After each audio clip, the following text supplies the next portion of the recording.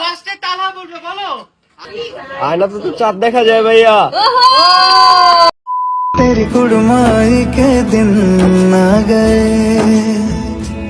नी तेरी कुड़माई के दिन বন্ধুরা, এবার বিয়ের মাত্র 3 মাস পরেই মেয়ে সন্তান জন্ম দিয়ে আলোড়ন সৃষ্টি করলেন জাহানীতি। তাহলে কি বিয়ের আগে তাদের কোনো সম্পর্ক ছিল, নাকি পেটে সন্তান আসার পরে তাড়াহুড়া করে বিয়ে করলেন জাহানীতি?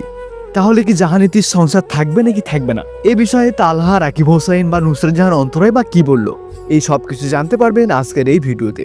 বন্ধুরা, গত 3 মাস আগে বিয়ে হয়েছিল জাহানীতি এবং তালহা দেওয়ানের। বেশ ধুমধাম করে তাদের দুজনের বিয়ে হয়। বিয়ের সময় কিছু কিছু ছবি এবং ভিডিওতে দেখা যাচ্ছিল জাহানীতির পেটটা আগের চেয়ে অনেক বড়। এজন্য অবশ্য অনেকেই সন্দেহ করেছিল জাহানীতি প্রেগনেন্ট। এবার সত্যি হলো তাদের সন্দেহ। বিয়ের মাত্র 3 মাস পরে মেয়ে সন্তানের জন্ম দিল জাহানীতি এবং তালহা দেওয়ান। তার মানে জাহানীতি এবং তালহা দেওয়ান অনেক আগেই বিয়ে করেছিলেন, শুধুমাত্র অনুষ্ঠান করেছিলেন 3 মাস আগে।